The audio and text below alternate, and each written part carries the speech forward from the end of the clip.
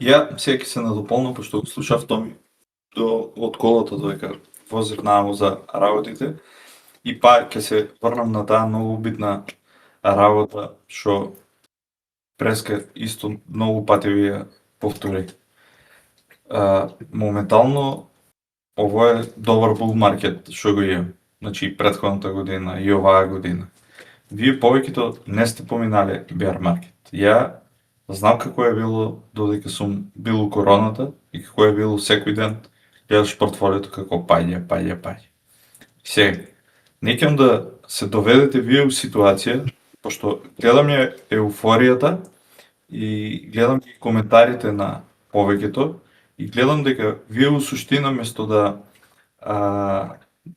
зазимате полека, да речеме дефанзивна позиција, вие кога веќе остварувате некаков голем профит, вие некогаш почнувате тогај да додавате уште средства. Мислите дека ово бесконечно ќе трае.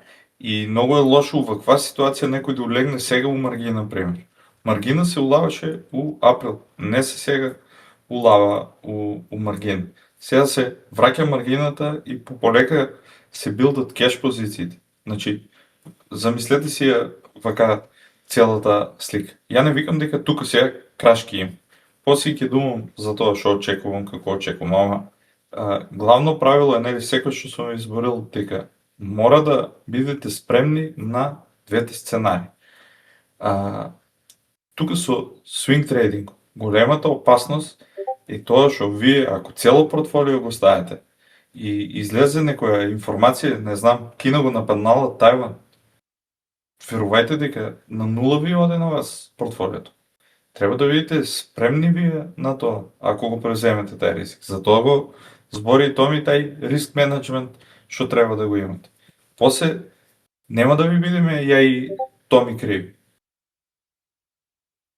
Мислам, кажуваме ви најреално како е. Јас сакам да бидам многу транспарентен и искрен, чисто за уште на почетокот, за да знаете. Исто и со липсовите и со сите работи. Само со кај акциите нема страф од време, може да утнете времето, ако е добра компанија, чекате ќе поминат 3-4 години, ќе си дојде акцијата па на место и ќе си продолжи акцијата. Ама веќе кога е контракт, тука вие се борете со времето.